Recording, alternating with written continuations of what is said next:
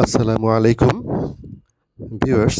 আইনের ধারাবাহিক লেকচার সিরিজে সবাইকে স্বাগত জানাচ্ছি। ফৌজদারি কার্যবিধির ইতিপূর্বের লেকচারে আমরা সেকশন 35A পর্যন্ত শিখেছিলাম। আজকে আমরা সেকশন 36 অর্থাৎ ধারা 36 থেকে শেখার চেষ্টা করব। সবাইকে মনোযোগ দিয়ে ক্লাসে অংশগ্রহণ করার অনুরোধ জানাচ্ছি। ভিউয়ার্স, এই সেকশনগুলো মনোযোগ দিয়ে শুনবেন, পাশাপাশি একটি খাতা এবং কলম প্রস্তুত রাখবেন। প্রয়োজনীয় পয়েন্টগুলো নোট করে রাখলে আপনাদের জন্য শিখতে এবং মনে রাখতে সুবিধা হবে। 36 ধারায় বলেছে ম্যাজিস্ট্রেটদের সাধারণ ক্ষমতা। নির্বাহী ও জুডিশিয়াল ম্যাজিস্ট্রেটগণের সাধারণ ক্ষমতা এই ফৌজদারি কার্যবিধির শেষের দিকে যে কয়েকটি তফসিল আছে, এই তফসিলের তৃতীয় তফসিল বা থার্ড শিডিউল, এই তৃতীয় তফসিলে কিছু সাধারণ ক্ষমতা দেয়া আছে। ওখানে উল্লেখ আছে যেই ক্ষমতাগুলোর কথা, সেই ক্ষমতাগুলো সাধারণত প্রত্যেক ম্যাজিস্ট্রেট প্রয়োগ করতে পারবেন। এই জন্য, যেহেতু সব ম্যাজিস্ট্রেট এই ক্ষমতাগুলো প্রয়োগ করতে পারবেন, এই জন্য এগুলোকে বলা হচ্ছে সাধারণ ক্ষমতা। এই 36 ধারার ক্ষমতা বলে ম্যাজিস্ট্রেটগণ এই সাধারণ ক্ষমতাগুলো প্রয়োগ করে থাকেন তৃতীয় তফসিলের। সেকশন 37-এ বলা হয়েছে ম্যাজিস্ট্রেটগণের অতিরিক্ত ক্ষমতা। আচ্ছা, ম্যাজিস্ট্রেটগণের অতিরিক্ত ক্ষমতা কি? এই অতিরিক্ত ক্ষমতাগুলোর একটা লিস্ট চতুর্থ তফসিলে, ফৌজদারি কার্যবিধির চতুর্থ তফসিলে যে বিশেষ ক্ষমতাগুলোর একটি তালিকা রয়েছে, সেগুলো কারা প্রয়োগ করতে পারবেন? যেই সকল নির্বাহী বা জুডিশিয়াল ম্যাজিস্ট্রেটগণ সরকার কর্তৃক ক্ষমতাপ্রাপ্ত হবেন। সরকার বা ডিস্ট্রিক্ট ম্যাজিস্ট্রেট বা চিফ জুডিশিয়াল ম্যাজিস্ট্রেট, ওনারা যদি কোনো নির্বাহী বা জুডিশিয়াল ম্যাজিস্ট্রেটকে স্পেশাল ক্ষমতা দিয়ে দেন যে আপনারা এই ক্ষমতাগুলো প্রয়োগ করতে পারবেন, এই বিশেষ ক্ষমতাগুলো, তাহলে এই এই বিশেষ প্রাপ্ত ম্যাজিস্ট্রেটগণ এই চতুর্থ তফসিলের যেই বিশেষ ক্ষমতাগুলো উল্লেখ আছে সেগুলো প্রয়োগ করতে পারবেন। ইহাকেই বলা হয় ম্যাজিস্ট্রেটের অতিরিক্ত ক্ষমতা। এই অতিরিক্ত ক্ষমতাগুলো ক্ষমতাপ্রাপ্ত বিশেষ ম্যাজিস্ট্রেটরা এই 36 ধারার ক্ষমতা বলে প্রয়োগ করে থাকেন। 42 ধারায় বলা হয়েছে জনসাধারণ কখন বা যখন ম্যাজিস্ট্রেট বা পুলিশকে সাহায্য করবেন। জনসাধারণ কখন? এই 3টি ক্ষেত্রে এখানে 42 ধারায় উল্লেখ আছে এবং 3 ধরনের কর্মকর্তাদের কথা বলা হয়েছে। নির্বাহী ম্যাজিস্ট্রেট বা জুডিশিয়াল ম্যাজিস্ট্রেট বা পুলিশ অফিসার, এই 3 ধরনের কর্মকর্তার কথা বলা হয়েছে। এই 3 ধরনের কর্মকর্তা যদি কোনো জনসাধারণকে আহ্বান করে সহায়তা করার জন্য, তাহলে এই যে উল্লেখিত 3টি ক্ষেত্র, এই 3টি ক্ষেত্রে এই জনসাধারণ এই ব্যক্তিদেরকে, এই অফিসারদেরকে সহায়তা করতে বা সাহায্য করতে বাধ্য থাকবেন। 42 ধারায় জনগণকে এই 3টি ক্ষেত্রে সাহায্য করার জন্য বাধ্য করা হয়েছে। 3টি ক্ষেত্র হচ্ছে গ্রেফতার, পলায়ন প্রতিরোধে। কোনো আসামি যদি কখনো পলায়ন করার চেষ্টা করে বা গ্রেপ্তার করার জন্য যদি সহায়তা প্রয়োজন হয়, সেক্ষেত্রে শান্তি রক্ষা বা শান্তি ভঙ্গ প্রতিরোধে বা সরকারি সম্পত্তির ক্ষতি করার চেষ্টা কেউ করলে সেটা প্রতিরোধ করার জন্য। এই 3টি ক্ষেত্রে জনগণ নির্বাহী বা জুডিশিয়াল ম্যাজিস্ট্রেট বা পুলিশ যদি আহ্বান করে, তাহলে তাদেরকে সাহায্য করতে বাধ্য থাকবেন। 45 ধারায় বলেছে গ্রাম প্রধান, হিসাবরক্ষক, জোতদার, জমির মালিক বা দখলকার, এই সকল ব্যক্তিরা নিম্নলিখিত ক্ষেত্রে নিকটতম ম্যাজিস্ট্রেট বা ওসিকে রিপোর্ট দিতে বাধ্য থাকবে। এই ব্যক্তিগুলো 45 ধারা অনুযায়ী যদি চোরাই মাল, ডাকাতি হয়, কোথাও চোরাই মাল কারো কাছে থাকে, জামিন অযোগ্য অপরাধের কোনো খবর থাকলে, অস্বাভাবিক কোনো মৃত্যু হলে ডিএম বা ডিস্ট্রিক্ট ম্যাজিস্ট্রেটের নির্দেশ অনুযায়ী অন্য কোনো নির্দেশনা থাকলে, এই সকল ক্ষেত্রে যদি কোনো ব্যক্তি, এই গ্রাম প্রধান বা কোনো হিসাবরক্ষক বা জোরদার, জমির মালিক বা দখলকার, এরা যদি দেখে যে কোনো বাড়িতে চোরাই মাল আছে, এটি তার ইনফরমেশনে আসার সাথে সাথে সে নিকটতম ম্যাজিস্ট্রেট বা ওসিকে এটি রিপোর্ট দিবেন। এটা দেওয়ার জন্য সে বাধ্য থাকবে। এই ৪৫ ধারা অনুযায়ী কোনো কারণে যদি সে রিপোর্ট স্বেচ্ছায় না দেয়, এটি প্রমাণিত হলে সে শাস্তিযোগ্য অপরাধ করেছে বলে গণ্য হবে। ৪৬ ধারায় বলা হয়েছে গ্রেফতারের পদ্ধতি, অর্থাৎ যেভাবে গ্রেফতার করতে হবে। কথায় বা কাজে অপরাধী আত্মসমর্পণ করলে পুলিশ কী করবেন? আসামিকে গ্রেপ্তার করবেন বা আটক করবেন। যদি স্বেচ্ছায় কেউ আত্মসমর্পণ করে তাহলে গ্রেপ্তার করলেন।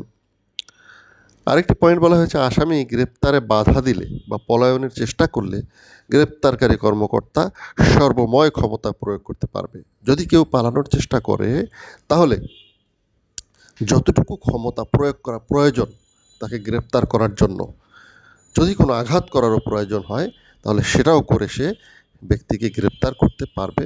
এই পলায়নের চেষ্টা করলে তাকে সেই চেষ্টা প্রতিহত করে তাকে গ্রেপ্তার করতে পারবেন। তবে মৃত্যুদণ্ড বা যাবজ্জীবন কারাদণ্ডযোগ্য আসামি যদি না হয় তাহলে গ্রেপ্তার নিশ্চিত করার জন্য হত্যা করা যাবে না। অর্থাৎ কোনো একটি ব্যক্তি পালানোর চেষ্টা করলে, কোনো আসামি পালানোর চেষ্টা করলে সেই আসামিটা যদি মৃত্যুদণ্ড বা যাবজ্জীবন কারাদণ্ডযোগ্য আসামি না হয় তাহলে তাকে হত্যা করা যাবে না, মারা যাবে না, গুলি করা যাবে না। এই ৪৬ ধারায় গ্রেপ্তারের পদ্ধতি বর্ণনা করা হয়েছে। ৫০ ধারায় বলা হয়েছে অনাবশ্যক বাধা প্রদান করা যাবে না। ইট মিনস পলায়ন প্রতিরোধের জন্য যতটুকু প্রয়োজন ঠিক ততটুকু বাধা প্রদান করা যাবে। এখন একজন ব্যক্তি পলায়নের চেষ্টা করছে, তাকে ধরলেই, একটু দৌড় দিয়ে ধরলেই তাকে গ্রেপ্তার করা সম্ভব, এরকম একটা ব্যক্তিকে যদি গুলি করে দেওয়া হয় তাহলে সেটি অপরাধ বলে গণ্য হবে এই ৫০ ধারা অনুযায়ী। অর্থাৎ অনাবশ্যক বাধা প্রদান করা যাবে না, যতটুকু প্রয়োজন ঠিক সেই পরিমাণ প্রচেষ্টা চালানো যাবে পলায়ন প্রতিরোধের জন্য। ৫১ ধারায় বলেছে গ্রেপ্তারকৃত ব্যক্তি দেহ তল্লাশি। কোনো ব্যক্তিকে গ্রেফতারের পরপরই গ্রেপ্তারকারী উক্ত ব্যক্তির দেহ তল্লাশি করবেন। প্রয়োজনীয় ও পরিধেয় বস্ত্রাদি ছাড়া অন্য সকল কিছু আটক করতে পারবেন ও নিরাপদ হেফাজতে সংরক্ষণ করবেন। ৫১ ধারার বক্তব্য হচ্ছে গ্রেপ্তারকারী ব্যক্তি যাকে গ্রেপ্তার করবেন তার পরিধেয় বস্ত্রাদি, প্রয়োজনীয় এবং পরিধেয় বস্ত্রাদি ছাড়া, অর্থাৎ তার গায়ে যে সকল পোশাক পরিচ্ছদ থাকবেন সেগুলো ছাড়া বাকি সব কিছু সে আটক করতে পারবেন, এগুলো নিরাপদ হেফাজতে সংরক্ষণ করতে পারবেন। ৫২ ধারায় বলা হয়েছে মহিলার দেহ তল্লাশির কথা। মহিলার দেহ কিভাবে তল্লাশি করবে? কোনো মহিলার দেহ তল্লাশি করতে হবে বা করাতে হবে অন্য কোনো মহিলা বা স্ত্রী লোকের দ্বারা শালীনতার সাথে। মহিলাদেরকে সম্মান প্রদর্শন করা হয়েছে এই ৫২ ধারার মাধ্যমে।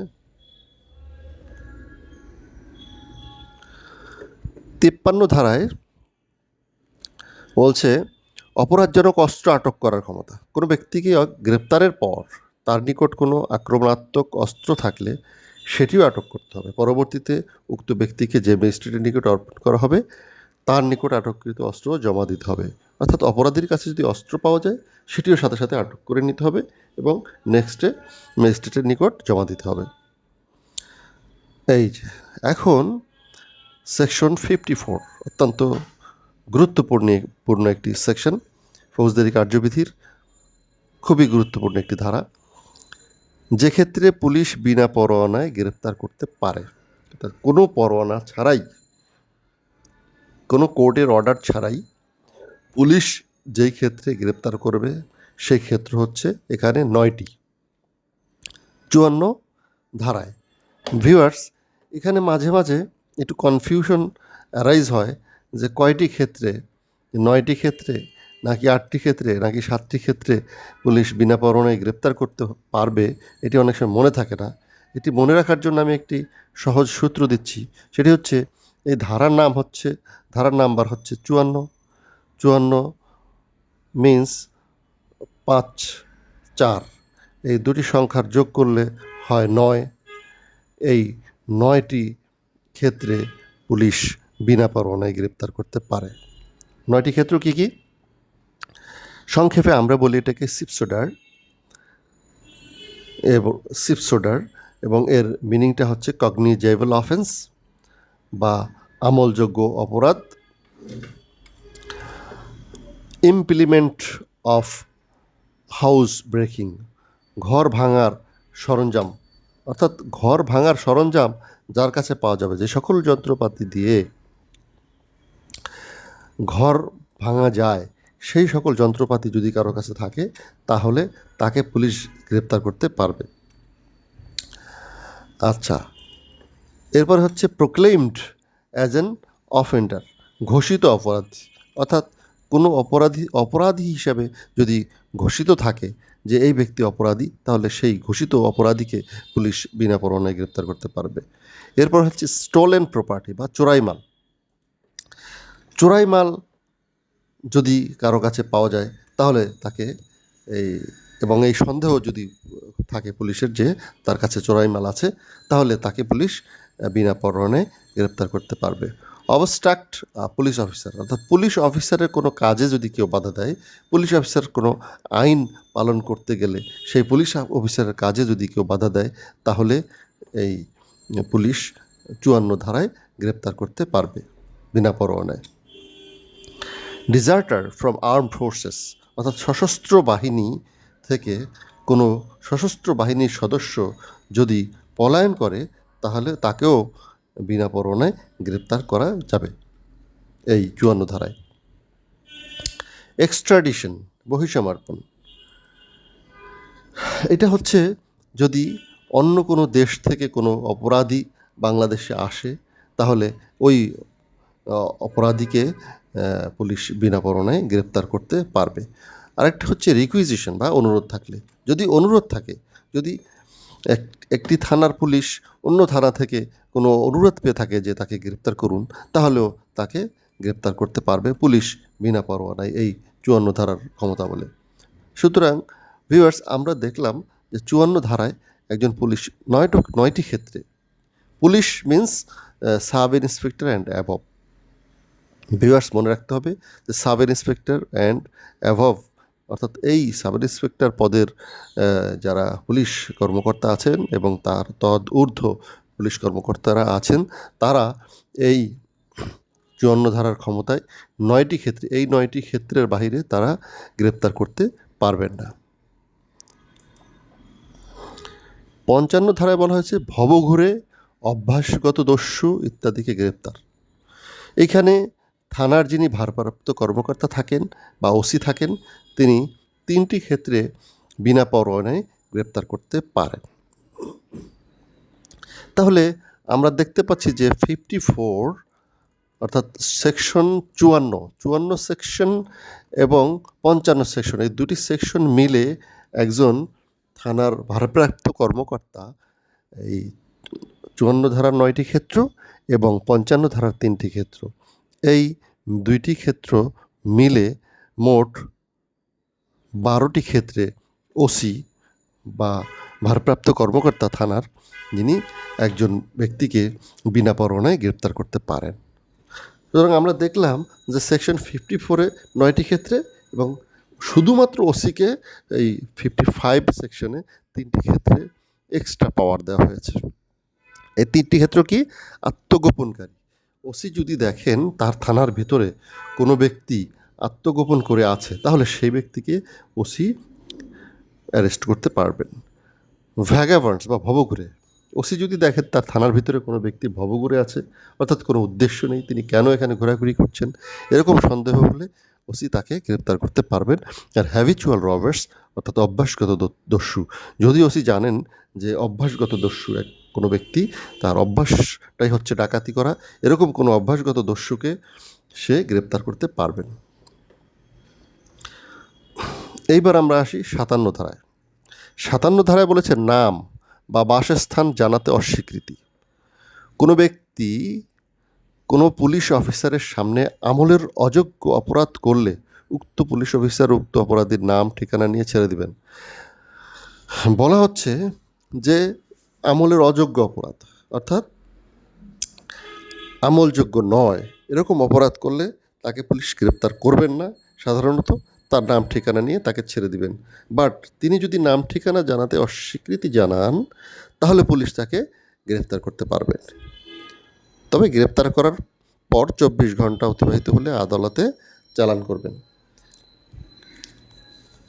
তাহলে আমরা দেখলাম যে ৫৪ ধারায় ৯টি ক্ষেত্রে পুলিশ গ্রেপ্তার করতে পারে, ৫৫ ধারায় ওসি ৩টি ক্ষেত্রে গ্রেপ্তার করতে পারেন, ৫৭ ধারায়ও পুলিশ আবার একটি ক্ষেত্রে গ্রেপ্তার করতে পারেন, সেটি যদি আমলের অযোগ্য অপরাধও হয় তাহলে নাম ঠিকানা জানাতে অস্বীকৃতি জানালে।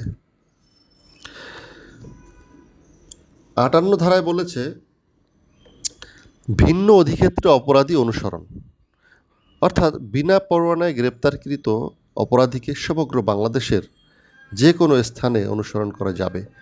অর্থাৎ বিনা পরোয়ানায় গ্রেপ্তারকৃত এই অপরাধীকে বাংলাদেশের যে কোনো স্থানে তাকে ধরা যাবে বা গ্রেপ্তার করা যাবে বা তাকে অনুসরণ করা যাবে। এইবার বেসরকারি ব্যক্তিকে একটা ক্ষমতা দেওয়া হয়েছে।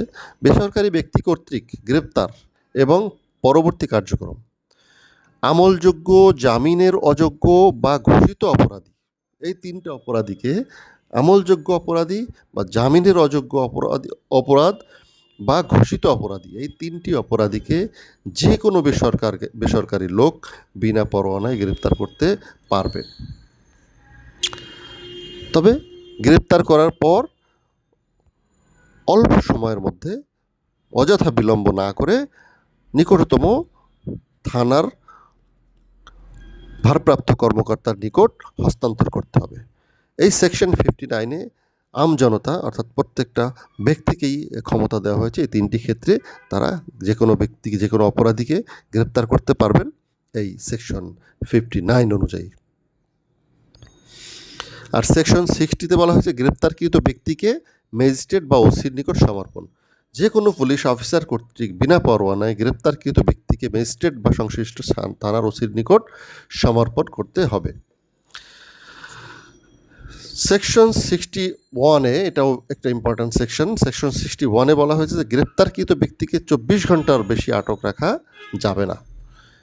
একজন ব্যক্তিকে গ্রেপ্তার করা হলে বিনা পরোয়ানায় হোক আর যেভাবেই হোক, গ্রেপ্তার করা হলে তাকে 24 ঘন্টার বেশি আটক রাখা যাবে না। 24 ঘন্টার মধ্যে সংশ্লিষ্ট ম্যাজিস্ট্রেটের নিকট তাকে সমর্পণ করতে হবে। ভিউয়ার্স, ফৌজদারি কার্যবিধির সেকশন 61 পর্যন্ত আমরা শিখলাম। এই লেকচার সিরিজ অব্যাহত থাকবে।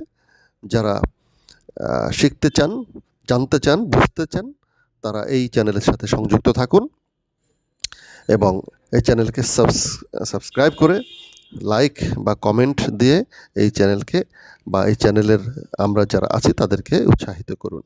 সবাইকে ধন্যবাদ। আসসালামু আলাইকুম।